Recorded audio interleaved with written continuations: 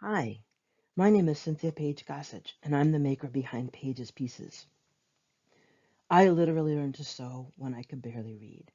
My mom taught me simple hand stitches, including some embroidery, and that's been deep in me from a very young age.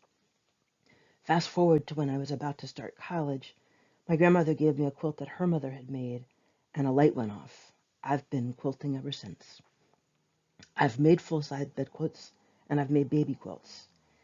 But as I've gotten older and I see how much time that takes, I tend to work a lot smaller, and now I tend to focus on things like pillows, table runners, and kitchenware. One other important change in my work in the recent years is that I now, as much as possible, try to use recycled, repurposed, salvaged, and upcycled materials.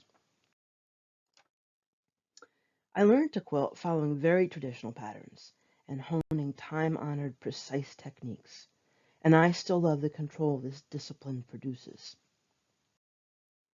However, recently, I've been working in a much looser format with almost blurred lines. I also tend to work in layers. The base is almost always a collage of small scraps of fabric connected with visible stitches. The visible stitches give the piece a second layer of tiny dots of color.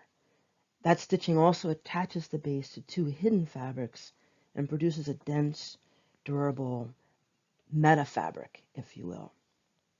Sometimes I stop there, but often I add another layer. As you see here, that layer might be abstract or symbolic, or it might be a still life or a landscape. I find myself drawn over and over again to those eternally calming and re-energizing themes in nature: flowers, trees, mountains. Sometimes I want a more delicate image. In those cases, I turn to hand embroidery. I use all kinds of natural fibers, most of them salvaged. They include cotton, wool, linen, and silk. In the last couple of years, I've increasingly been creating my own fabric patterns by painting or by designing and carving blocks and using those to print on plain materials. Depending on my mood or the time of year or some other influence in my life, I work with bright, high contrast colors or very subtle, muted ones.